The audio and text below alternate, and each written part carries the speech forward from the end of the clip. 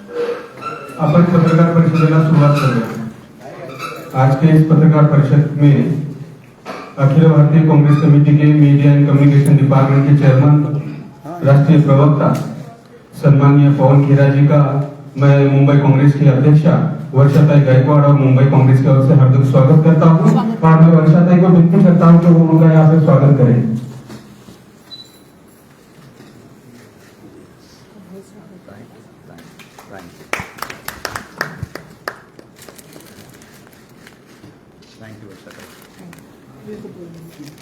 आजच्या पत्रकार परिषदेमध्ये मुंबई काँग्रेसच्या सन्माननीय अध्यक्ष वर्षाताई गायकवाड़, कांग्रेस प्रवक्ते चरण सिंह सप्राजी, निजामुद्दीन राइन जी, बब्बू खान जी, अरशद आजमी जी, आनंद शुक्ला जी, आप सभी का मैं स्वागत करता हूं और मैं विनती करता हूं पवन खेरा जी से कि आज की इस पत्रकार परिषद को शुरू करें। Thank you. नमस्कार साथियों। नमस्कार। थैंक यू वर्षाताई। सबसे पहले एक बहुत बड़े धर्मगुरु पोप फ्रांसिस की डेथ हुई है, तो उनके जो अनुयायी हैं उन सबको हमारी तरफ से बहुत बहुत श्रद्धांजलि। एक बहुत महत्वपूर्ण मुद्दा जो चल रहा है उस पर आज यहां चर्चा न केवल यहां हो रही है, इस देश के 57 शहरों में आज कांग्रेस के तमाम नेता इस पर चर्चा करेंगे। साथियों, सबकी अपनी एक विरासत होती है, हर परिवार की, हर व्यक्ति की, हर संगठन की एक विरासत होती है जिनसे हम लड़ रहे हैं। राष्ट्रीय स्वयंसेवक संघ और भारतीय जनता पार्टी, इनकी विरासत मुखबिरी की है, छल कपट की है। हमारी विरासत स्वतंत्रता संग्राम की है और उस संग्राम से जो फल मिला है, जो संविधान मिला है, जो आजादी मिली है, उसको बचा के संजो के रखने की अपनी अपनी विरासत है, अपनी अपनी किस्मत है। हमारी किस्मत बड़ी अच्छी है कि हमारी इतनी समृद्ध विरासत है। उस विरासत का एक जीता जागता प्रतीक नेशनल हेरल्ड अखबार है। 1940 के दशक में नेशनल हेरल्ड अखबार ने अंग्रेजों की नींद उड़ा दी थी। वो इस अखबार के खिलाफ षड्यंत्र रचते थे, कैसे इस अखबार को कमजोर करें। और 2025 में वही षड्यंत्र राष्ट्रीय स्वयंसेवक संघ और भारतीय जनता पार्टी रच रहे हैं कि कैसे आजादी के इस प्रतीक को खत्म कर दें। इतिहास को रोज बदला जा रहा है, आप देख रहे हैं।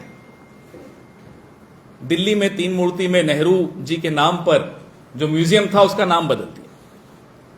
ये रोज नाम बदलेंगे, रोज हमारी आजादी के आंदोलन के जितने नायक थे उनको कैसे खत्म करना है, उनकी याद को कैसे खत्म करना है, ये इनकी साजिश है।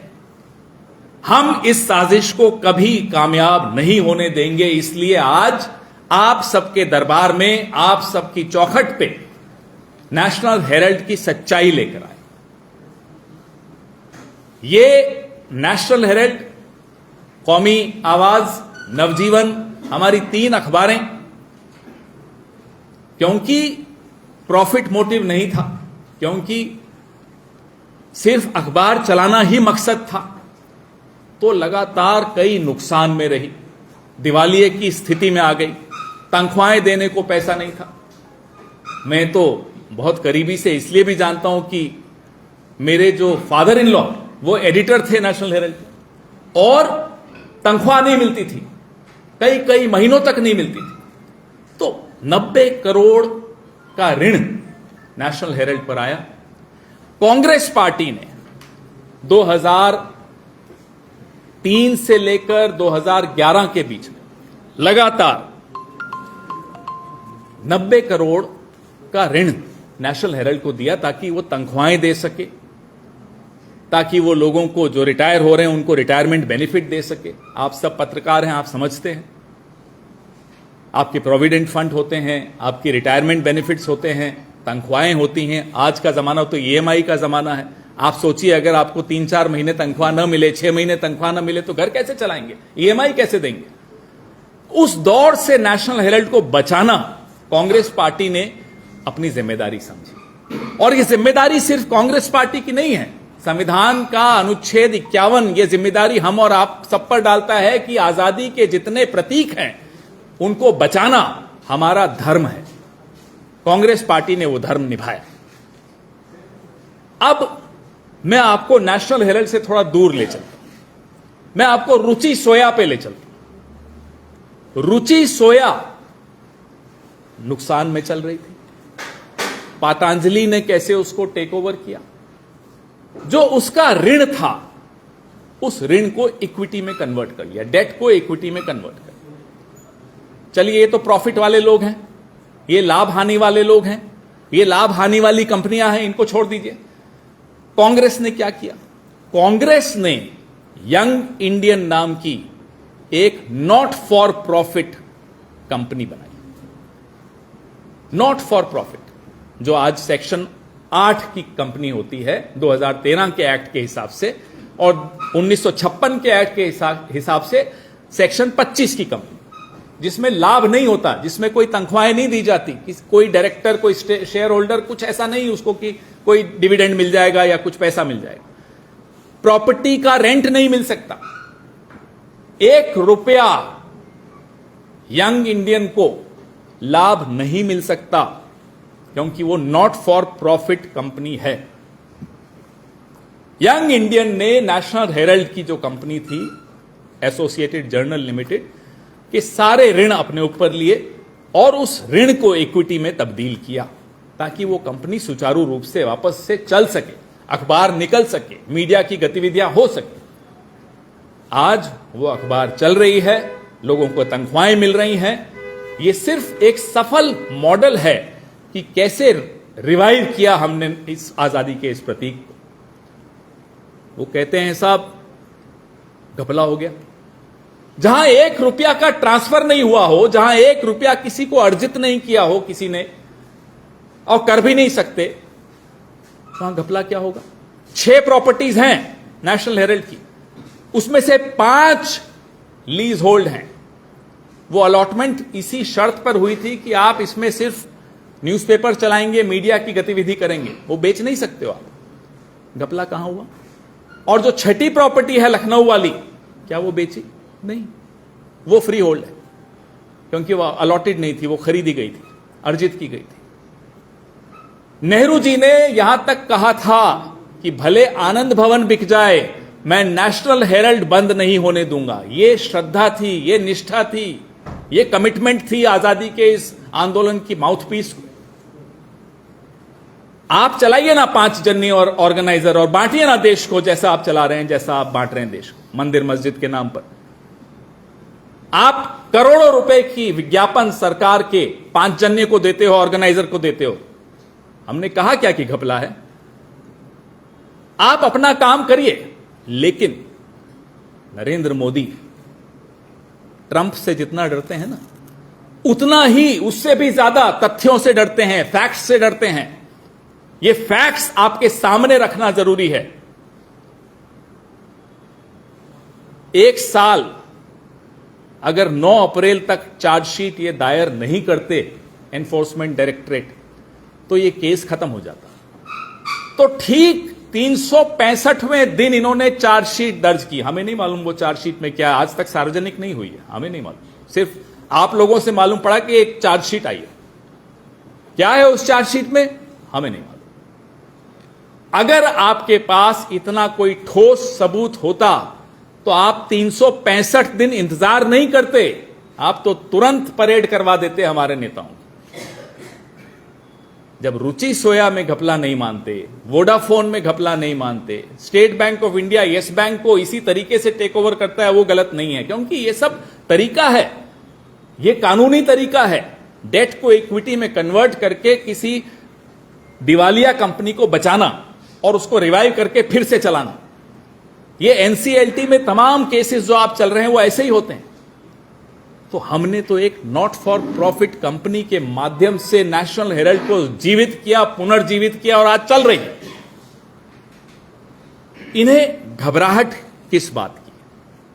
हमारा सवाल यह है, आप ईडी के माध्यम से जो कर रहे हैं महाराष्ट्र के लोगों से, मुंबई के लोगों से, कुछ छिपा नहीं हुआ।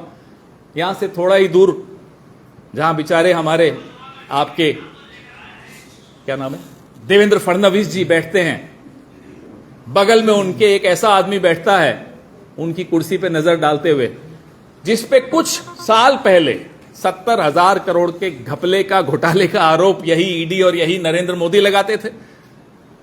आज बैठे हैं फडणवीस जी के लेफ्ट में,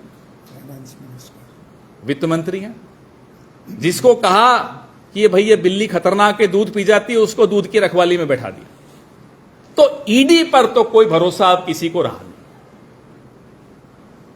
ईडी सिर्फ और सिर्फ एक वसूली गैंग बन गया है नरेंद्र मोदी और अमित शाह का। अब इस वसूली गैंग के नोटिस से तो हम डरने नहीं वाले। आप चार्जशीट करो, अभी वर्षा ताई बता रही थी मारपीट भी होती है यहां तो अब कांग्रेस के वर्कर्स के साथ। आप चार्जशीट करो, मारपीट करो, कुछ भी करो, कांग्रेसियों को आप अभी जानते नहीं हो।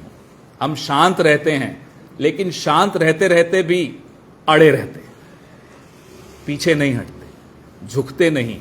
क्यों? क्योंकि सच हमारे साथ है, संविधान की ताकत हमारे साथ है और हमारी विरासत हमारे साथ है। इसलिए नेशनल हेराल्ड पर जब भी आपको कोई व्हाट्सएप आए या प्रधानमंत्री कार्यालय से कुछ लीक्स आए, समझ लीजिएगा कि आजादी के एक और प्रतीक पर यह हमला बोल रहे हैं। उससे कम कुछ नहीं और उससे ज्यादा कुछ नहीं। आपके सवाल। जिस तरीके से नेशनल हेराल्ड की बात आपने कही, राहुल गांधी जी ने जो विदेश में कहा कि महाराष्ट्र में अचानक 2-3 घंटे में 40-50 लाख वोटर्स बढ़ गए और पूरे चुनाव सिस्टम और चुनाव व्यवस्था को बताया कि देश में कहीं न कहीं घपलेबाजी चल रही है, उस पर बीजेपी के अलग अलग नेता रिएक्शन कर रहे हैं कि जमीन खो चुके हैं, कई बार हार चुके हैं चुनाव, इसलिए वो शायद बहुत अच्छा सवाल पूछा आपने। देशद्रोही भी कह रहे हैं राहुल गांधी, वो शब्द भी है। अजीब सी बात है, चुनाव के दौरान जब भाजपा से हम सवाल पूछते थे, चुनाव आयोग भाजपा की रक्षा करने आ जाता था। अब राहुल गांधी चुनाव आयोग पे सवाल उठा रहे हैं, रक्षा में कौन आया? भाजपा आई। ये रिश्ता क्या है? क्यों देवेंद्र फडणवीस को स्टेटमेंट देना पड़ रहा है? और हमें एक बात बताइए कि 5:30 बजे के बाद 5 बजे के बाद 10%, 12% वोटिंग क्या संभव है? Is it humanly possible? 10-12 lakh लोग 1 घंटे में वोट दे रहे हैं, संभव है? तो अगर हम सवाल पूछ रहे हैं, अगर हम वोटर्स लिस्ट मांग रहे हैं, तो क्या अपराध कर दिया हमने? दीजिए ना हमें, ये हमारा हक है भाई, और आपका कर्तव्य है हमें देना। क्यों नहीं दे रहे? एक बिल्डिंग में 7,000 वोट हैं, सारे मध्य प्रदेश के एक डिस्ट्रिक्ट से हैं। क्या ये गलत सवाल है? लोकतंत्र में सवाल सबसे बड़ा हथियार होता है विपक्ष का और मीडिया के हाथ में, और आप जवाब नहीं दें, उल्टा सवाल पूछने वाले को देशद्रोही कहें, तो आपसे बड़ा देशद्रोही और कौन हो सकता है? मैं नरेंद्र मोदी को कह रहा हूं, मैं देवेंद्र फडणवीस को कह रहा हूं, मैं भारतीय जनता पार्टी को बोल रहा हूं, दीजिए ना जवाब। और अगर चुनाव आयोग पर आपका पहरा नहीं है, आपने उनकी लीश अपने हाथ में नहीं ले रखी है, तो उनको जवाब देने दीजिए। वोटर्स लिस्ट हमें देने दीजिए। हम तो वोटर्स लिस्ट मांग रहे हैं, पिछले 8 महीने से मांग रहे हैं, क्यों नहीं मिल रही हमें वोटर्स लिस्ट? उनका जो सवाल है कि विदेशों में जाकर कांग्रेस पार्टी देश की संस्थाओं को बदनाम कर रही है। नरेंद्र मोदी विदेश में जाकर कहते हैं कि घर में शादी है और पैसा नहीं, और हंसते हैं। फिर कहते हैं कि दुर्भाग्य था, लोग मानते हैं कि दुर्भाग्य होता है हिंदुस्तान में पैदा होना, विदेश में ही जाकर कहते हैं। आज की तारीख में, इस जमाने में, इस दौर में, जब सबके हाथ में मोबाइल और इंटरनेट है, कहां क्या बोला मायने नहीं रखता। आज मैं यहां जो बोल रहा हूं वो कनाडा, अमेरिका, ऑस्ट्रेलिया कहीं भी सुनाया जा सकता है। तो विदेश में जाकर बोलने की परंपरा तो नरेंद्र मोदी से ही हम सीख रहे हैं। क्या गलत है बताइए? मुंबई महाराष्ट्र में हिंदी बनाम मराठी जो है, उसको लेकर बहुत विवाद सामने आ रहा है। कैसे देखते हैं कांग्रेस? डिबेट्स चलती रहनी चाहिए, मुंबई में जन समुदाय का डिबेट्स होनी चाहिए, डिबेट्स से नहीं बचना चाहिए, होने दीजिए डिबेट। जैन समुदाय का मंदिर मुंबई बीएमसी ने तोड़ा है, इस तरह से जैन समुदाय पूरे देश में आज आक्रोशित है। जो मुंबई की घटना हुई, वो सिर्फ मुंबई की नहीं है, विश्व भर से लोग हैरान हैं। न केवल जैन समुदाय का इधर मुंबई में हुआ है, इससे पहले जैन समुदाय का गिरनार का आपको मालूम है क्या हुआ? उससे पहले और भी कई जगह जैन समुदाय पर जो अत्याचार इस सरकार के दौरान हुए हैं, भारतीय जनता पार्टी वो केंद्र में हो या अलग अलग राज्यों में हो, वो छिपा नहीं है। कल ईसाइयों का एक त्योहार था, ईस्टर। ईस्टर संडे के दिन अहमदाबाद के पास एक चर्च में हुड़दंगी घुस गए। अरे साहब, उनका त्योहार है, उनकी चर्च में मनाने दीजिए उनको। आप हमारे, मैं हिंदू हूं, मेरे त्योहार के वक्त जाते हैं मस्जिदों के बाहर नाच रहे हैं, क्यों नाच रहे हो साहब? मेरा त्योहार है, मनाने दीजिए, मैं भी मनाता हूं, सब मनाते हैं। हनुमान जयंती हो, रामनवमी हो, हम मनाते हैं। लेकिन किसी और के पूजा घर के बाहर नाचकर थोड़े मनाएंगे हम। और किसी और का त्योहार हो तो उसके पूजा घर में घुस के हुड़दंग मचाते हो। ये हिंदू धर्म के ठेकेदार बनते हो या हिंदू धर्म को बदनाम करने का ठेका ले रखा है आपने? मेरे धर्म को आप बदनाम करने वाले कौन होते हो? मुसलमान, जैन, ईसाई, सिख। किसानों ने आंदोलन किया, हमारे भाई बैठे हैं चरण सापरा जी, ज्यादा सिख थे उसमें। अरे साहब, ये तो खालिस्तानी है सब, ये देशद्रोही हैं सब। आपने पूछा ना देशद्रोही, ये शब्द इनका बड़ा प्रिय शब्द है। तो कोई भी कौम इनको पसंद नहीं, मुस्लिम हो, ईसाई हो, जैन हो, सिख हो, बौद्ध हो, सबके खिलाफ षड्यंत्र रचना, सबके पूजा घरों में जाकर अपमान करना, ये न मेरा संविधान अनुमति देता है, न मेरा धर्म अनुमति देता है। पवन जी, ऐसे समय में हिंदी को अनिवार्य करना कितना उचित है जब राज्य में 2 भाषाएं ऑलरेडी हैं? कहा यह जा रहा है कि मराठी की जो सुविधा है, उसकी जो कल्चर है, कहीं ना कहीं उसके साथ छेड़छाड़। देखिए, मैं महाराष्ट्र का नहीं हूं, मैं कोई जवाब दूं और किसी की भावनाओं को आहत करूं, ये अधिकार मैं अपने आप को नहीं देता, इसलिए मैं इस पे जवाब दूं।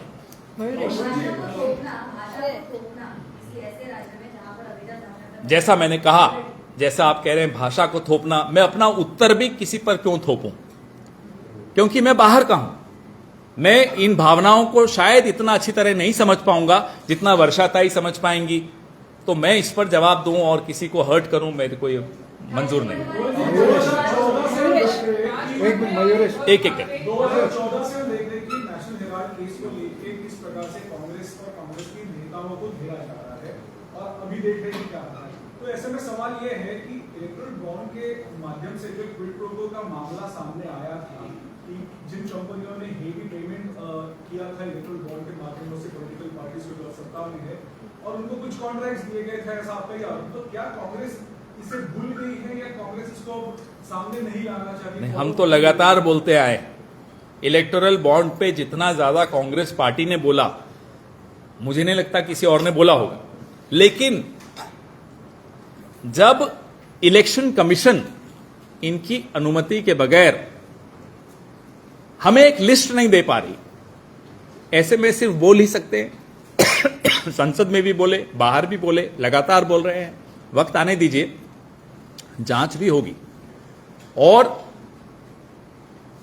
नरेंद्र मोदी और अमित शाह हार से क्यों डरते हैं? इसीलिए डरते हैं, इन्हें मालूम है ये एक दिन भी हारने के बाद जेल से बाहर नहीं रह सकते। ये इलेक्टोरल बॉन्ड हो, पीएम केयर फंड हो, जितने तमाम पोर्ट, एयरपोर्ट, खदान, पावर, डिफेंस, जो जो इन्होंने किया है वो सबके सामने आएगा, लाया जाएगा। हम 300 पार जब आप हो गए थे तब नहीं डरे आपसे, तो अब तो आप 240 पे हो। 11 को लेकर सवाल है, भाजपा के नेता माधव भंडारी है, उनका कहना है कि 26/11 का ये जो पूरा वाकया हुआ उसमें कहीं ना कहीं कांग्रेस और एनसीपी का ऐसे आदमी को पहले गिरफ्तार करके उससे पूछताछ करनी चाहिए, तुम्हें क्या मालूम किस किस से मिले हुए हो। ऐसे आदमी का कोई जवाब देना बनता है, बताइए। कौन सा चुनाव के बाद से ये लगातार विपक्ष मोदी 3.0 को लेकर हमलावर है। आज बीजेपी द्वारा एक वीडियो पोस्ट किया गया जिसमें वो अपनी उपलब्धियां गिनाते हैं और वीडियो के अंत में लिखा रहता है यूसीसी अपलोडिंग। आप इसे कैसे देखते हैं? पिछले 11 साल से कोई एक ऐसा मुद्दा बताइए जो इन्होंने उठाया हो जिससे देश को जोड़ सके। सिर्फ और सिर्फ विवाद, सिर्फ और सिर्फ झगड़ा, सिर्फ और सिर्फ लड़ाई, समाज में कैसे वैमनस्य पैदा हो, कैसे मैं सिखों के खिलाफ हूं या ईसाइयों के खिलाफ हूं या मुसलमानों के खिलाफ हूं, क्या इस तरह से देश चलता है? ये 3.0 नहीं है, अब ये 0 है और 0 पे जाने वाले हैं। क्या आप यूसीसी को डिवाइडिंग बिल मानते हैं? अरे साहब, आप बिना चर्चा के, आपको मैं उदाहरण देता हूं, किसानों के लिए साहब 3 कानून ले आए, बोले इनका भला करना है। किसानों ने कहा भाई हमसे पूछ तो लेते हैं कि हमारा भला हम चाहते भी हैं आपसे इस माध्यम से या नहीं। अग्निवीर ले आए, बोले जवानों का भला करना है, अरे पूछ तो लेते। बिना चर्चा, बिना पूछे, बिना कुछ किए वक्फ कानून, वक्फ बोर्ड का आया अमेंडमेंट, बोले साहब भला करना है। किसका भला करना है? जिसका भला करना है उससे तो पूछ लो भाई। तो ये सिर्फ और सिर्फ समाज को कैसे बांटना है, आपके और मेरे ध्यान को कैसे बटाना है, महंगाई से, बेरोजगारी से, महिला सुरक्षा से, जो हालत है देश की, जो बॉर्डर्स पे हालत है देश की, उन सब से हमारा ध्यान कैसे हटाना है। एमपी के मुख्यमंत्री मोहन यादव कांग्रेस को सजेशन दे रहे हैं, वो कह रहे हैं कि कांग्रेस के लोगों को अपने नेता को कंट्रोल करना चाहिए, जिस तरह के बयान राहुल गांधी दे रहे हैं, उसका कारण है। देखो, नरेंद्र मोदी जिस पार्टी के नेता हो, वो सोचते हैं कि हमारी पार्टी भी वो चलाएंगे, हर पार्टी को कंट्रोल वो करेंगे। भाई लोकतंत्र है, हमारा नेता अगर सवाल उठा रहा है तो हिम्मत से जवाब दीजिए। हम तो सवाल पूछेंगे, हमारा नेता सवाल पूछेगा। और अब हम चुनौती फिर से दे रहे हैं, नरेंद्र मोदी जी एक प्रेस कॉन्फ्रेंस कर दीजिए। क्यों डरते हैं? अभी जो है, जब बीजेपी अलग अलग नेशनल हेराल्ड को लेकर के वीडियोज डाल रही है, उसमें कई जगहों पर बीजेपी ने अपने ट्विटर हैंडल से डाला कि 2000 करोड़ रुपए की काली कमाई और किस तरीके से ब्लैक एंड व्हाइट करने के चक्कर। अब बताता हूं मैं आपको, 5000 करोड़ इन्होंने कहा कि साहब हमारी नेशनल हेराल्ड की प्रॉपर्टीज की कीमत है। अपने ही इनकम टैक्स डिपार्टमेंट की रिपोर्ट देख लेते 413 करोड़। और वो भी मैंने आपको जैसा बताया कि 6 प्रॉपर्टीज में से 5 तो ऐसी हैं जो हम बेच भी नहीं सकते। तो कहां से 2000, कहां से 6000, कभी 6000 बोलेंगे, कभी 2000 बोलेंगे, कभी 4000 बोलेंगे। झूठ तो एक सिस्टम से बोलिए, एक फिगर तो बोल देते, अपने ही इनकम टैक्स डिपार्टमेंट से तो पूछ लेते। ठीक है, डन। पवन जी, जिस तरीके से निशिकांत दुबे बयानबाजी करते हैं, कभी सुप्रीम कोर्ट को लेकर टिप्पणी करते हैं, कभी कहते हैं जब कुरैशी साहब चुनाव आयुक्त थे उनके समय में मेट्रो द्वारा बड़े पैमाने पर फर्जी तरीके से वोटिंग कार्ड बनाया गया। किस प्रकार से देखते हैं निशिकांत दुबे? निशिकांत दुबे तो जो बोल रहे हैं, ये एक कार्यक्रम पिछले 10 साल से आ रहा है ना, हर महीने आता है, सुना, मन की बात। ये नरेंद्र मोदी के मन की बात है। उस पार्टी में बिना नरेंद्र मोदी की अनुमति के कोई सांसद, वर्षाताई सांसद है, ये जानती हैं सबको, निशिकांत को भी और सबको, कोई सांसद एक शब्द भी निकाल नहीं सकता। हम तो ये मानते हैं, चलो मान लेते हैं कि निशिकांत ने अपनी तरफ से बोल दिया, तो प्रधानमंत्री जी आप बहुत कमजोर हो चुके हो। अब आपकी पकड़ जो है पार्टी और सरकार पे खत्म हो गई।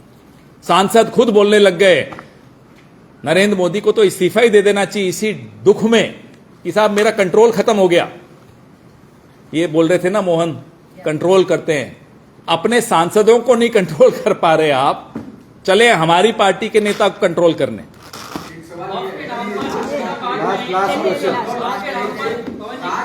एक यहां के बारे में ज्यादा मैं जानकारी वर्षाताई देती नहीं है, पता नहीं क्यों उनको। मैं यहां की राजनीति थोड़ी करूंगा, वो तो आप ही करेंगी, तो इन्होंने मुझे बताया ही नहीं है।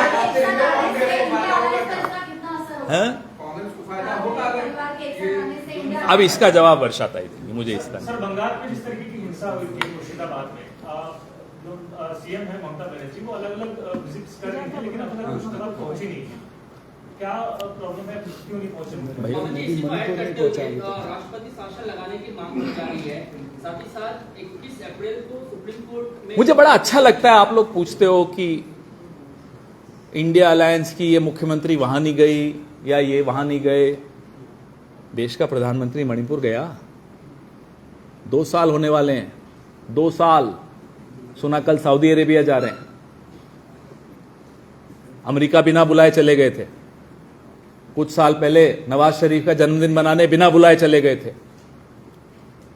पूरा विश्व घूम लेंगे, मणिपुर नहीं जाएंगे। मुझे बड़ी खुशी होगी जब आप किसी दिन, वैसे आपकी गलती नहीं है, आप तो पूछ भी लोगे, मजबूत लोग हो, वो बैठने वाला यहां सवाल लेगा नहीं। जिस दिन नरेंद्र मोदी प्रेस कॉन्फ्रेंस करे, मैं आपसे हाथ जोड़कर गुजारिश करता हूं, जरूर पूछेगा साहब मणिपुर कब जा रहे हैं। हमने तो टिकट, एयर टिकट भी लेकर देने को कहा, हो सकता है कि नहीं मिल रहा होगा, कुछ होगा, अडानी जी ने मना कर दिया होगा कि वहां की एयर टिकट नहीं दूंगा। हमने कहा हम दे देंगे, जाइए, नहीं माने। अमन जी, चूंकि आप यहाँ पर आए हैं, एक लास्ट सवाल बिहार चुनाव को लेकर है। महागठबंधन में अब तक आप लोग तेजस्वी को चेहरा क्यों नहीं घोषित कर पा रहे हैं, क्या वजह है इसके पीछे? अरे साहब, अभी चर्चा शुरू हो रही है हमारी, अभी मीटिंग हुई। एक बात बड़ी अच्छी लगी मुझे, थोड़े दिन पहले अमित शाह ने कहा बिहार का चुनाव नीतीश कुमार की अगुवाई में लड़ा जाएगा। वो नीतीश कुमार जी समझदार हैं, अगर इशारा समझ गए और नहीं समझे तो उनको बोलो एकनाथ शिंदे से फोन पे बात कर लें। एकनाथ शिंदे के लिए भी यही कहा था, महाराष्ट्र का चुनाव एकनाथ शिंदे की अगुवाई में लड़ा जाएगा। आज तक वो ये समझ नहीं पाए कि मेरी अगुवाई में लड़ा हुआ क्या मेरे साथ, तो इसलिए ये सवाल पूछिए वहां। धन्यवाद।